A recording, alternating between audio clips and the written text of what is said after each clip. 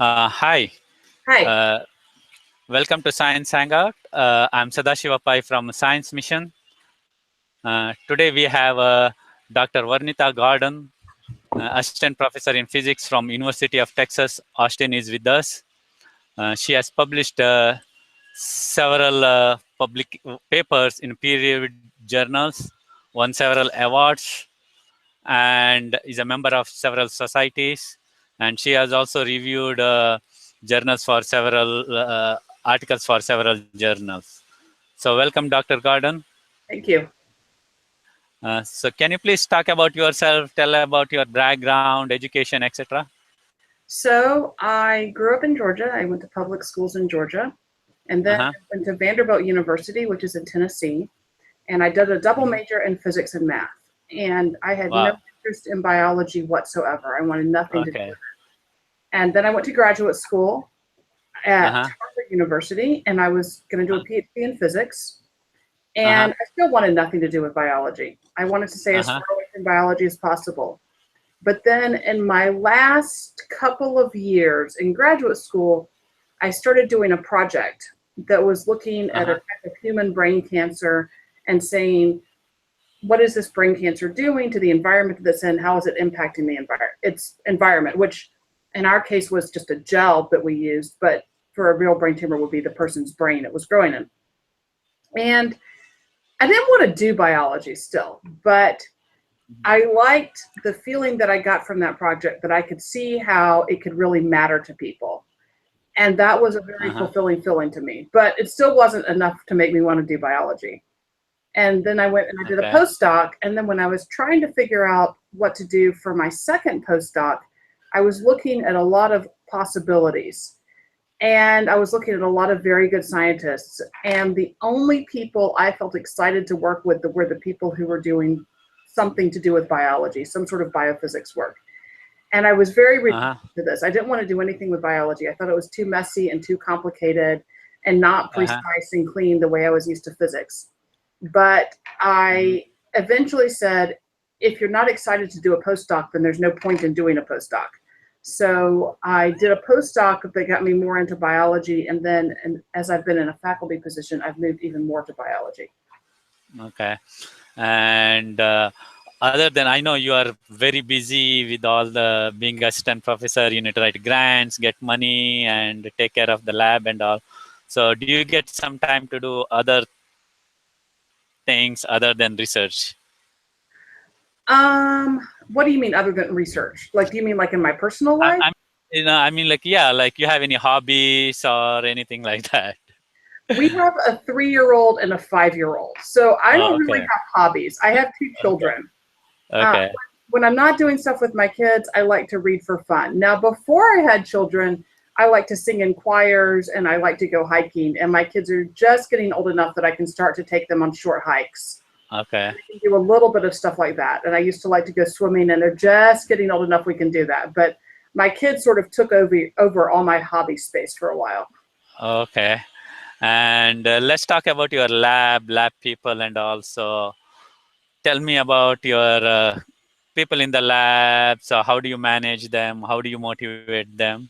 So I try to pick people who were really interested in doing science, and then I try to Uh-huh. match them to projects that I think are a good match for their interests and their bent. Okay. But I guess I feel at the end of the day, it's not my job to motivate people. It's my job to provide a good environment and to provide like good support when they need support, which can mean I could support them by encouraging them if that's what they need, or I could support them by saying what you're doing is really not okay and you have to be better. Mm-hmm. Because that kind of criticism is a type of support as well. But at the end of the day, the motivation is their responsibility. Like if someone Okay. tells me I don't feel motivated, I feel like, well, figure out what you have to do to get yourself motivated. This is not my job. I don't own your motivation. Okay. And like, can you please talk about some of the research projects you are doing, and then we can move on to the, you can just lead us to the presentation. Okay. Most of my research focuses on bacterial biofilms. And Okay. we try to understand bacterial biofilms. are when you have communities of bacteria that are adhered to each other and often to other things in their environment because they're encased in a matrix of polymer and protein. And we're trying to understand how physical properties of the biofilm arise and how those physical properties might matter in disease or some real world application. And we're trying to understand how physical properties of the environment in which the bacteria are growing could matter for a biofilm in some way. Okay. And can we talk about your presentation? Like, why don't you go ahead and present your work? Okay. Don't mind.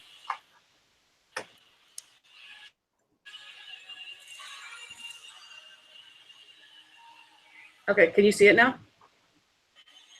Okay, so I'm calling this bacterial mechanobiology because rather than talk about everything that we do, I decided just mainly to focus on one project. And there's other projects that are out there that are published that people can read if they're interested. But so a biofilm, as I've just told you, are communities of bacteria, and they're embedded in a matrix of polymer and protein that they create. So this picture that you see here has these rod-shaped bacteria, and then you see this sort of darker green stringy stuff. This is a scanning electron micrograph of a biofilm, and it's been dried out so they could do the SEM on it. But in a real biofilm, this stringy stuff would be the polymer, and the whole thing would be well hydrated, and the bacteria will be growing in this matrix. Bacterial biofilms are a problem in medicine because when a bacteria makes the transition and it's now in the biofilm state, it becomes much more resistant to antibiotics and much more resistant to the immune system. And this is independent of any genetic mechanisms of antibiotic resistance it might have. So you could have the same genetic organism that would be vulnerable to antibiotics when it was just a free swimming bacterium, but it would be able to resist antibiotics when it was in the biofilm state. So that's a problem. They're also a problem outside the body. So when they're in industry, like on oil pipes, they can corrode the oil pipe and make it leak, or they can make the transport of oil less efficient.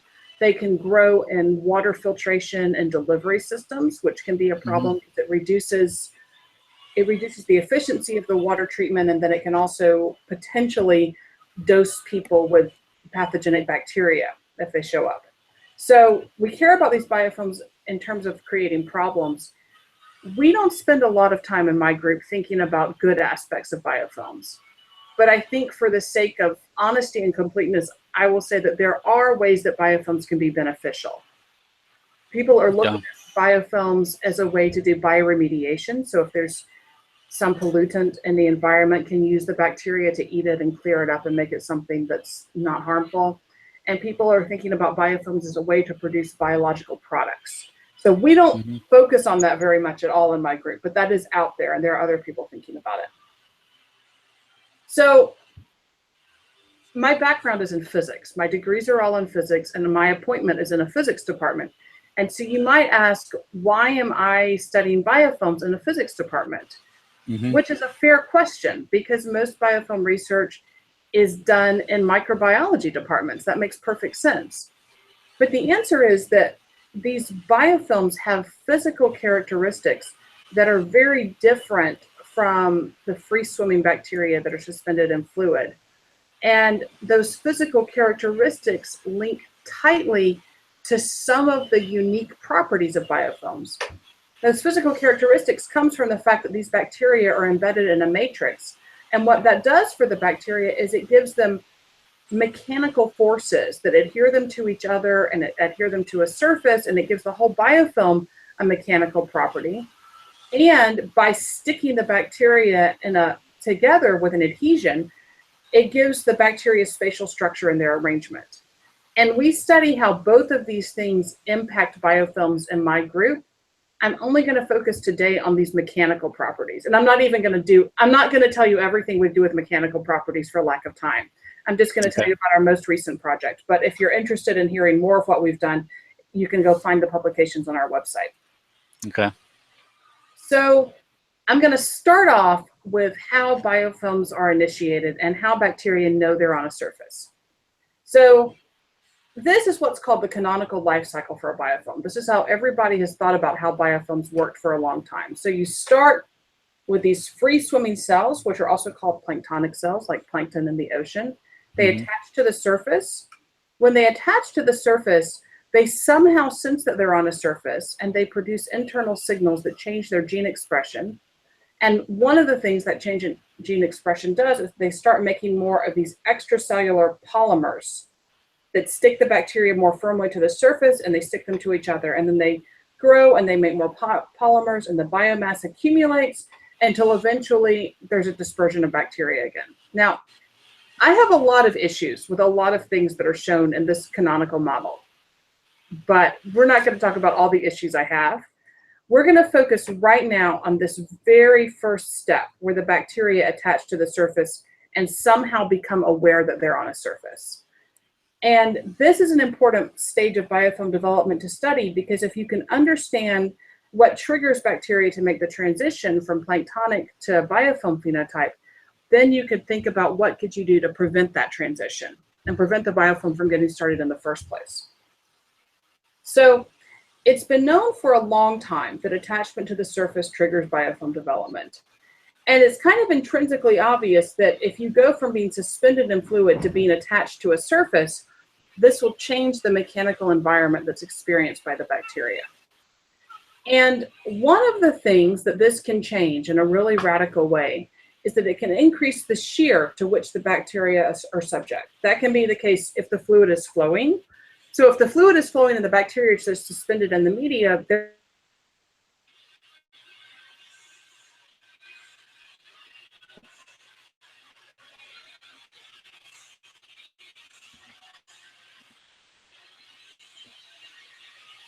Connect. okay, the Hangout just tripped out on me. The web page crashed. Do you have me again? Yeah. Okay. So if the medium is flowing and the bacteria are freely suspended in the medium, do you have my web page or my presentation? Yep. Yep. Oh, the presentation is still there? Okay. Yeah. I don't know what happened there. Okay. Then the medium will just carry the bacteria along, and they'll essentially not feel any shear stress. But once they adhere to the surface, part of the bacteria is stuck on the surface, and that's going to resist displacement. And the other side of the bacteria is going to be being pulled on by the flowing medium, so that's going to give it shear. And another way it can experience shear is if it's trying to move on the surface. There are species of bacteria that can move on the surface, and if they're moving on the surface by these little pili, but they're stuck because they have adhesion to the surface, then those pili, as they drag them forward, are going to result in this feeling a shear force, because this side is resisting displacement and this side is not. So what we want to know is, yes, okay, these facts are all kind of intrinsically obvious, but does it matter for the biofilm development? Are these just sort of, yes, these are true, but the bacteria don't care? That's what we're going after and what I'm going to talk about today.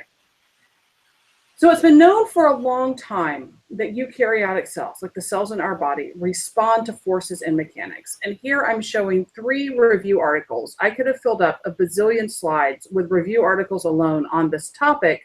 And there are many, many more articles in the primary literature. So this is just to give you a feeling that everybody knows that mechanics matter for eukaryotic cells, and mechanobiology is an important, large and growing field. But much, much less is known about how much do mechanics matter for bacteria. So we're going to start at the very beginning. This is for a shot from a movie called The Sound of Music, where this lady is singing a song, and it starts off, let's start at the very beginning. So we're going to start at the very beginning of a biofilm, and we're going to ask 2 questions. What are the factors that determine the mechanical and geometric coupling of bacteria to the surface? And can we associate a response to shear stress with these mechanical and geometric couplings? And our model organism is going to be Pseudomonas aeruginosa. This is a picture of it. It readily forms biofilms, and it forms biofilms that have important effects on human disease, which include cystic fibrosis, diabetes, and chronic obstructive pulmonary disease, but also it's important on medical devices. And the strain of Pseudomonas that I'm going to tell you about today makes two different extracellular polysaccharides. These are these polymers that stick the bacteria down to a surface and kind of scaffold the matrix in the biofilm as it grows. The names of these polysaccharides are PSL and PEL. And here I'm showing you one repeat unit for PSL. So this would repeat however many times because it's a polymer. I'm showing you the two main constituents of PEL, but the molecular structure of PEL isn't known. These are two partially acetylated amino sugars, and how they are strung together to make the PEL repeat unit hasn't been determined. In fact, the fact that these were the two main constituents of PEL was only determined fairly recently. Like that paper was published in 2015 by Matt Parsek's group at University of Washington. So we can use microscopy to examine how bacteria interact with the surface. And we're going to start off by doing this using phase contrast microscopy. And we're going to use a wild type bacterium, which is abbreviated WT. And this makes both PSL and PEL, and that's what you see in this movie. And we're going to use some knockouts that don't make specific polymers. This one doesn't make PEL, this one doesn't make PSL, and this one doesn't make either PSL or PEL. And we can take movies of these bacteria on the surface, and then we can use software code to track and analyze what these bacteria are doing, and we can analyze different aspects of their behavior on the surface. So when we did this, we found that the bacteria that were on the surface that were the wild type that made both PSL and PEL stayed on the surface for essentially their whole lifetime. That's what you're seeing here. That's what we're measuring as normalized dwell time, where dwell time is the time on the surface, and normalized means we've normalized it to the average bacteria lifetime. So this distribution is centered on 1, and these bacteria do a great job of staying on the surface. If you knock out PEL, which is the dashed blue line, these bacteria also do a great job of staying on the surface. They make PSL, and that's good enough for them to stay on the surface for their whole lifetime. If you knock out PSL, that's the dotted yellow line, you see that about half the bacteria stay on the surface for their whole lifetime, and about half of them detach from the surface very shortly after the cell divides. And when you look at a double knockout that doesn't make either PSL or PEL, then you see that almost none of those bacteria stay on the surface for very long at all. That's what you see in this movie, where these bacteria hop on the surface and then hop off again. But what we get out of this is that PSL strongly promotes permanent adhesion to the surface. And as long as you make PSL, you don't need to make PEL to stick to the surface. You do just fine in terms of staying on the surface. But there's something else that PEL does. We can look at the aspect ratio of these bacteria. So we have our microscope lens down here, and we look up at these bacteria as they're projected on the focal plane of the microscope objective. And by looking at their projected aspect ratio, we can see whether they're lying down flat or they're tilted up, because tilting up will make them appear artificially shorter. We know that wild type and delta PEL have the same geometric aspect ratio because we measured this by hand. But when we look at the projected aspect ratio of wild type versus delta PEL, we see that the delta PEL histogram is shifted over to the left to smaller aspect ratios, and it has this shoulder, which is not apparent for the wild type. So we know that the delta PEL bacteria spend a lot more time tilting up off the surface attached to only one end. So we were curious about what was going on to change that form of attachment. And to measure the forces that were causing the bacteria to interact with the surface, we attached bacteria to the tip of an atomic force microscope cantilever, and we brought them in contact with the surface, and then we pulled them away again. And we measured the force displacement curves associated with pulling bacteria off the surface. So this in red is a typical force displacement curve for wild type, and this in blue is a typical force displacement curve for the delta PEL. And what we see is that the wild type force displacement curve it's well localized. There's a well-defined peak force, and it's here basically. Whereas with the delta PEL knockout, so only PSL is acting to promote adhesion here, the force isn't so well localized. There's not that well-defined peak that you get for wild type. And we did this about 100 times for each type of bacteria. And what we find is that The peak force required to pull the bacteria off, that's the height of this curve at its maximum value, is a little bit higher for wild type than it is for delta Pily. But the distance over which that force can extend, the range of interaction of the bacteria with the surface, is much greater for delta Pily than it is for wild type. And you see this right here. So if you want to think about the energy cost to pull a bacterium off a surface, you can integrate under these curves. So you're integrating force as a function of distance, and that gives you work. And what we find is that the work required to detach the bacteria from the surface is much less for the wild type than it is for the delta Pily. So that means that these bacteria are making Pily, and yet it actually decreases the work of detachment.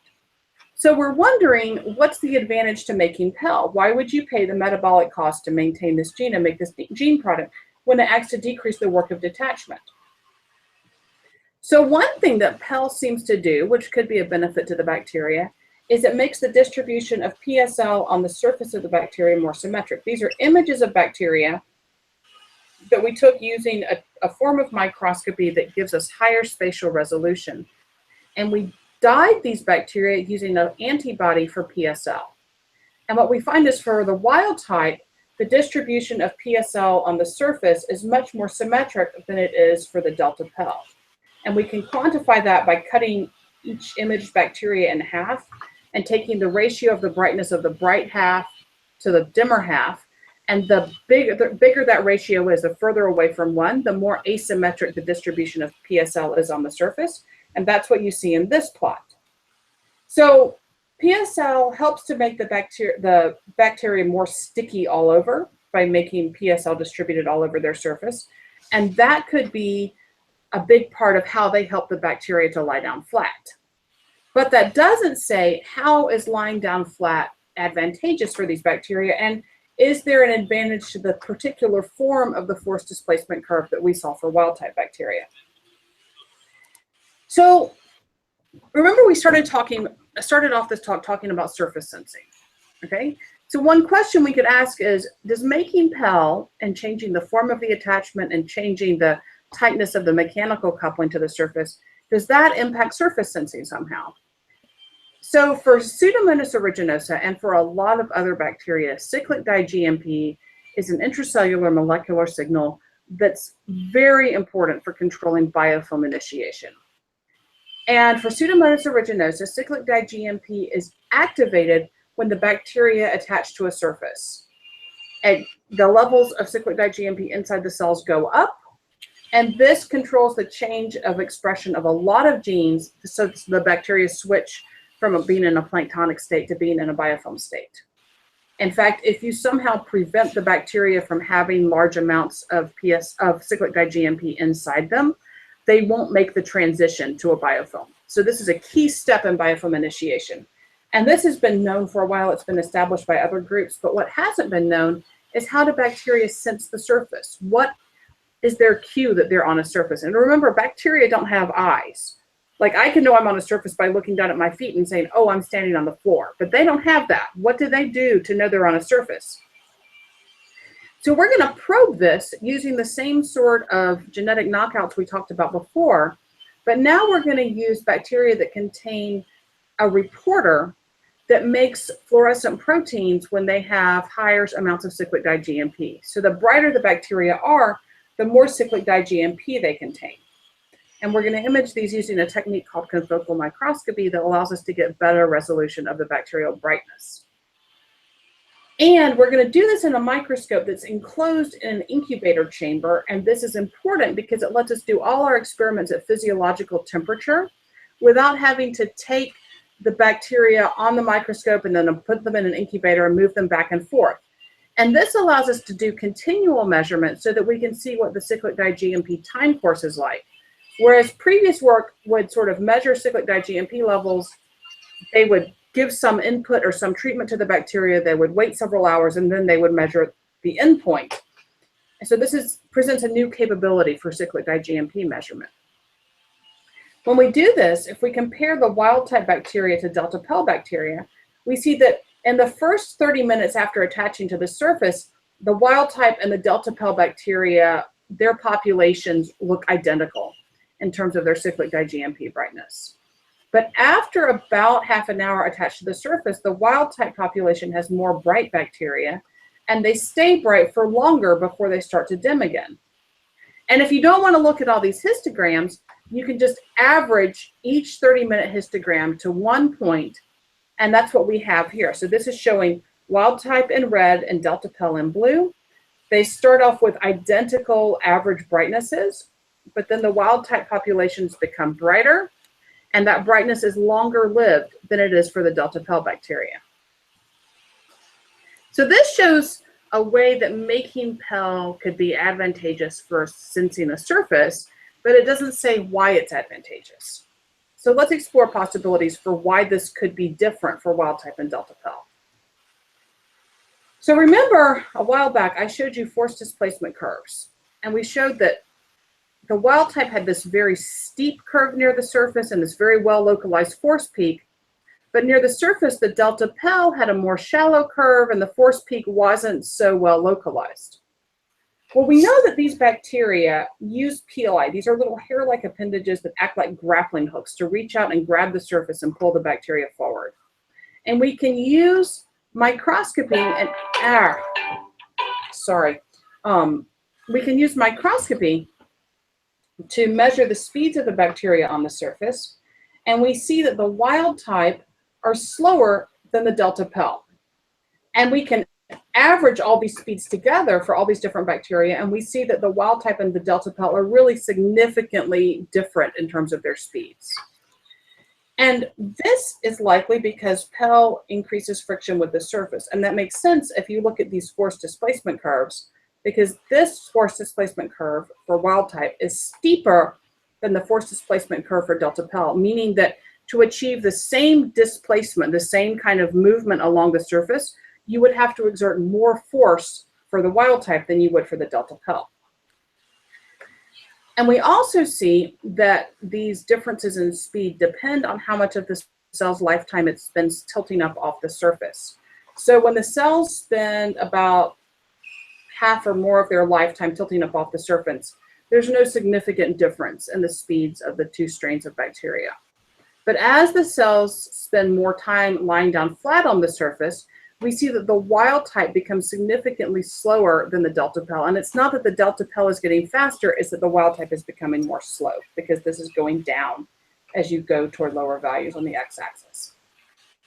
So this suggests that it might be shear arising from bacterial motility that's causing the wild type to sense the surface. So if that's true, we ought to be able to test that by applying an external shear to these bacteria. And we're going to do this using a flow cell system. This is a very standard system for culturing biofilms. It's used widely in microbiology. And because we know the dimensions of the flow cell and we can control the rate of fluid flow, we can control the shear on the bacteria. And when we do this, we're going to take as our measurement these 3 time points right here. We're going to take the time points at these peaks and average them all together. So this is going to be a measure of the average peak response for the wild type and the delta Pell bacteria as a function of shear stress. And when we do that, we find that as we increase shear, both wild type and delta Pell have an increased Cyclic-di-GMP production. This is important because it allows us to distinguish the generation of stress from the sensing of stress. And we see that these are responding in lockstep with each other. So the sensing of mechanical stress isn't impaired in delta Pell, but because their mechanical coupling to the surface is weaker, they don't feel as much stress, and so they don't respond as strongly. And we see that so we can measure the time course of Cyclic-di-GMP signaling under shear stress as well. And when we do this, we see this is the time course without any external shear, so only what the bacteria provide by their own motility. And blue is the time course for bacteria that are under constant external shear. And if we start off with no external shear and then we activate it at this time, we can reactivate Cyclic-di-GMP signaling. And this suggests that bacteria may have a way to distinguish responding to surface adhesion from a response to external shear. And then we wanted to know what's important for the bacteria to be able to sense shear and know they're on a surface. So we tried strains of bacteria where we knocked out different proteins. And we knocked out a protein called Pily-1. We knocked out a protein called Pily, which is what is used to make the pili. And we knocked out part of the pilus motor Pil-T so that these bacteria aren't able to pull their pili back. And in every case, we see that these bacteria don't respond to the surface and they don't respond to shear stress. So something about these elements is important as part of the mechanosensing process or as part of the signaling cascade that follows that. This is interesting in terms of Pily-1 because Pily-1, this protein that we knocked out right here, which is important for this signaling process, has a weak resemblance to the von Willebrand factor A domain. And the von Willebrand factor A domain is a mechanoresponsive domain that's very widespread in higher eukaryotes like us. And it was first characterized and has been best characterized in terms of blood clotting. And what the von Willebrand factor domain does is it senses changes from shear stress to elongational stress.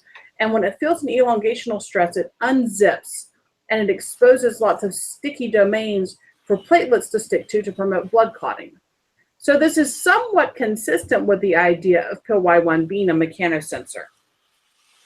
And people have seen before us that Pily-1 was associated with surface behaviors. Now earlier, I showed you some review articles and I told you I could have filled tons of papers with review articles alone, let alone the primary literature. Now I'm only showing you primary literature articles associating Pily-1 with surface behaviors.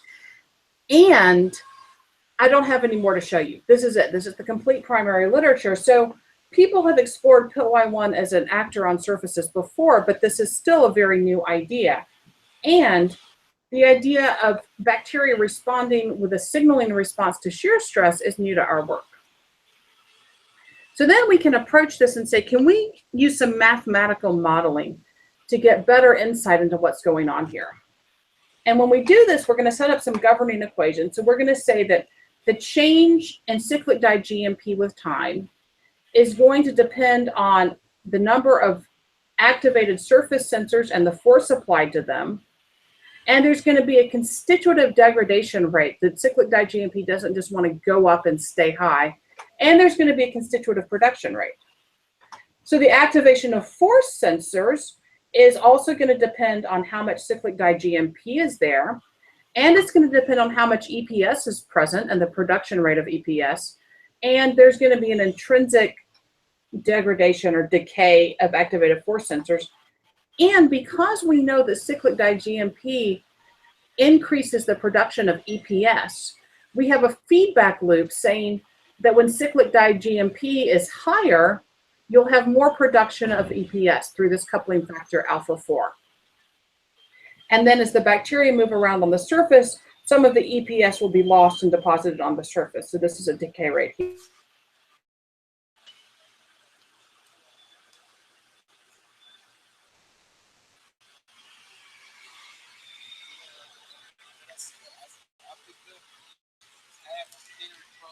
The website just crashed again. Do you have me? Yeah, I have you. I think it is changing, Mom. Okay, all right. I don't know why it just crashed again. Okay, so when we go into this model, we're making some assumptions. One is that the wild type adhere more strongly to a surface, and therefore they have more sensor proteins, this Y1, that are activated, meaning they're in contact with a surface. And so we're going to start off with these initial values, which are based on geometric factors, the size of the protein, the number of proteins that are known to be in the cell, and how much of the cells are known to be lying down on the surface. And when we do this, we can fit our model equations, that's these continuous lines right here, to achieve good reproduction of the values for both wild type and delta Pell. And then we can go into our model and we can change the external stress that's being applied by changing this constant alpha 1. And when we do that using The same parameters we used here, and now just playing around and changing alpha 1, we can get fits to the high shear stress and to the discontinuous shear stress, where you start off with no shear and then you activate it. And all of these achieve a good description of what we measured experimentally. And that's showing what these alpha 1 values are if there's 0 shear stress or if there's some shear stress applied externally. And then we just by hand activate it right here for the curves in black. Then we have all these parameters that have been set in this way, and we're going to keep all the parameters constant except for alpha 1 and vary only alpha 1 for the wild type. And by varying alpha 1 to fit these curves to the data for wild type, then we're able to make a set of predictive curves for delta Pell that are purely predictive. So these are not fits, they're just plots of the curves that we got using these alpha 1 values, which were attained for wild type. And they do a really good job of describing the data for 0 external shear and for high external shear. They're not great for these intermediate values, but they're also not terrible. And the curves have the right shape and the trends are in the right direction. So this looks like a reasonably good model. So what we've shown here has some implications for how it might tie into the broader literature. There's been a thing that's been known about biofilms for a while, that biofilms that are grown under high shear are stiffer, meaning they have a higher elastic modulus, and they're more dense in polymers and proteins than are biofilms grown under low shear. And we've just shown that shear can activate cyclic-di-GMP signaling. So one of our questions is this why? Is higher cyclic-di-GMP signaling, which activates higher production of matrix polymers and proteins, the reason that you see changes in biofilm mechanical properties associated with their growth conditions under different shear rates? Another thing we've seen that's new is tied in to the non-monotonic form of the cyclic-di-GMP signaling, where first it goes up upon attachment to the surface and then it goes back down again. No one's measured this sort of cyclic-di-GMP time course before, and so we don't know what aspects of this time course are important for biofilm development. And the fact that it goes up and then goes back down again suggests that this may act as a toggle switch, such that these high values right here may be what's important for setting the bacteria to a biofilm state. And then you don't have to maintain those high values because the bacteria is already set to be in a biofilm state. And this sort of toggle switched mechanosensing states have been seen for higher eukaryotic cells, and this is something we're interested in exploring in the future. And we're interested in knowing if we manipulate the mechanical properties of the surface that the bacteria is attached to, so that it doesn't feel as much mechanical resistance from the surface, can we suppress cyclic-di-GMP signaling so the bacteria don't do as good a job of knowing they're on a surface and they don't do as good a job of transitioning into a biofilm? That's something we're working on in my group right now, and the early results look very promising. I'll skip that. So the conclusion I want to get out of this is that evolution has decided that very tight geometric and mechanical coupling to the surface is a good idea, that mechanosensing of shear stress activates the emission of biofilms, and we have a secret envy for engineers because we want to learn how to build surfaces that do cool things. And that is all I have to say for this presentation. I would like, if I can, to skip to my acknowledgement slide, and I'd like to thank the people who did the work on this. So thank you for having me be part of this Hangout. Thank you to BJ Cooley. Thank you to BJ Cooley, who's now at University of Georgia, who published these 2 papers. Thank you to Chris Rodesny, who did the mechanosensing work. This is under review at PNAS, but this was actually recently published in PNAS. And then there's some other work that tie into bacterial mechanics when they're already in a biofilm state, which I didn't talk about today for lack of time, but that was published in the NPJ Biofilms and Microbiomes Journal. That's an open access journal, so everyone should be able to get this. And this is also open access, so everyone should be able to get this. These are not open access, but if people send me emails, I can send you PDFs of these papers. And there were people who worked with us on different instruments and gave us access to different bacteria strains, and these were all super helpful to us. So I'm going to stop sharing this now. Okay. If I can figure out how. double click on that left arrow. Yeah. Oh, okay. There I am. There you go. Yeah. Okay. Yeah, it's a pretty nice talk.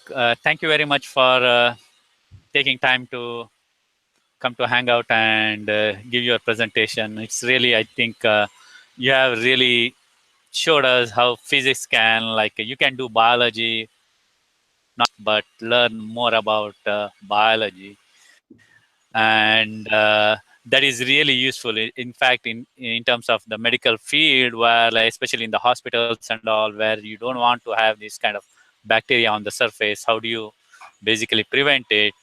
And some of your work has been pretty interesting. I have a question, like, you're talking about PSL and PL and all those things.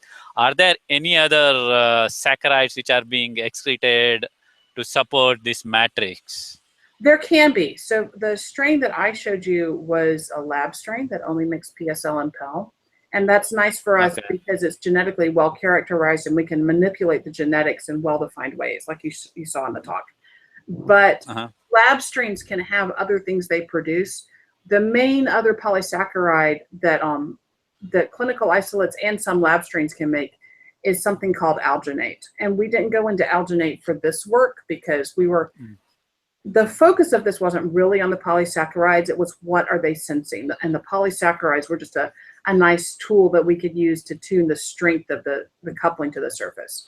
But in other work, we've measured what the mechanics of a whole biofilm is like, and we've shown that PSL and PEL and alginate all have very different effects from each other for lab strains, but also for clinical isolates that were taken from the lungs of patients. Okay. And is that the Cyclic-di-GMP is the only signal you see, or, like, is there any other calcium or anything else happens there? That's the only one we probed because that's been shown to be so essential for biofilm initiation. There are other things associated with biofilms, especially a little bit later in the course of biofilm development, where intracellular signaling is known to be important. But we were looking at a time very early in biofilm development where I wouldn't have expected that to kick in. Okay. I think, again, thank you so much for taking time to join us, and I really appreciate it. And good luck with your future work. And if you think there is something new you want to share, shoot me an email so we can do another Hangout sometime in the future. All right, sounds great. Thank you so much.